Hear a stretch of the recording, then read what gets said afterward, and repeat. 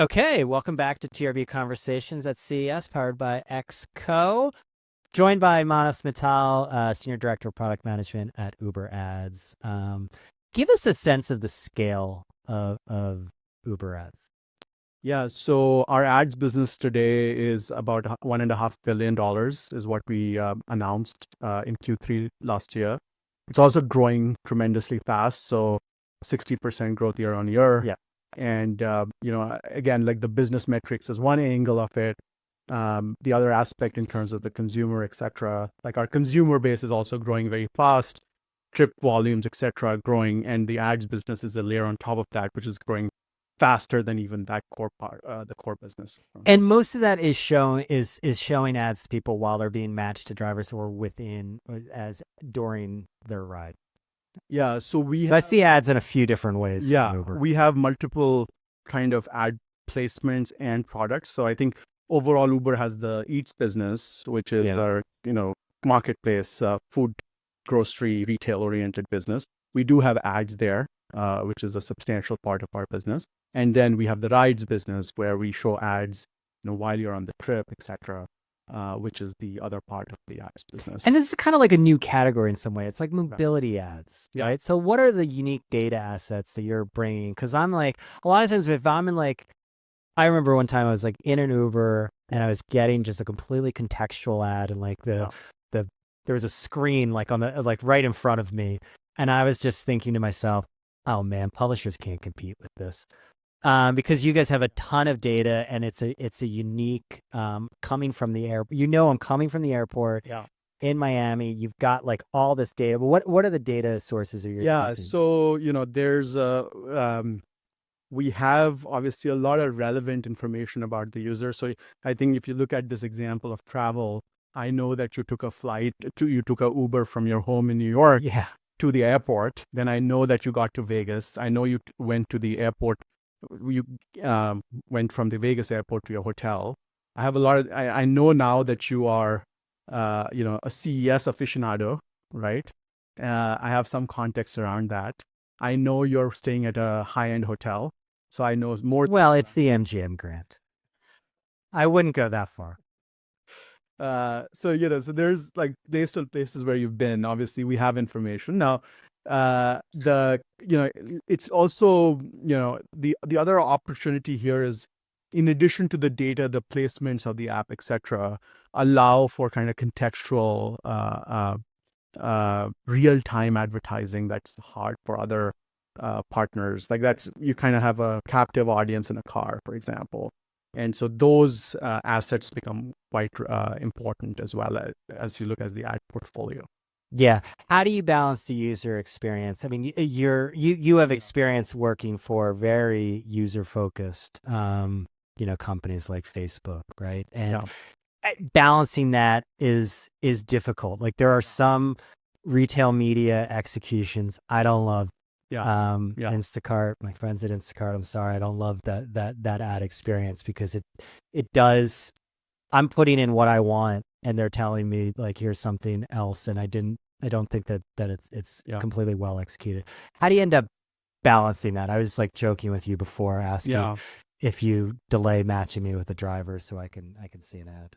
For the record, we don't, and we don't intend to. Q4, you're going to be waiting 5 minutes for your batch. Go on. Yeah, no, I think, look, these Uber is a very user-first company, right? So you'll see that in all kind of the ethos that we follow around ads as well. On the rides product, the ads, first of all, the ads in general, right, in our business, they only work if they are relevant for the user. If they're not annoying and interruptive to the user, they don't work otherwise, right? It leads to erosion of the user experience.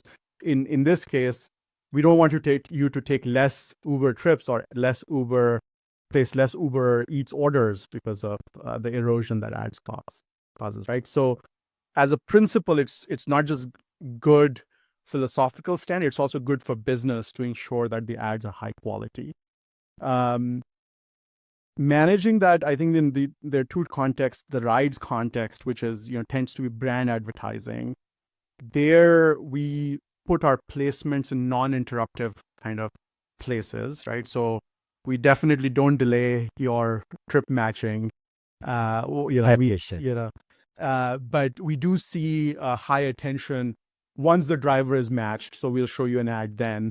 We show you an ad when, while the trip is en route, etc. And that's that's again, the user is in the car at that time. We also now have ads in tablets, Journey TV, right? And so those, if you just experience that, you will see how delightful it is. It's just a larger screen experience, very, very user first, right? But we run. I could turn the sound off, unlike Taxi TV. Yeah, it's off by default actually, but but I think the key there is there's a lot of algorithmic optimizations to determine which ad to show to which user to maximize relevance to the user, right? And in fact, for a small percentage of users, we don't show ads, and we see the impact. We always evaluate the impact that ads is having on that user base, so we can tweak and adjust our algorithms to ensure maximal user outcomes.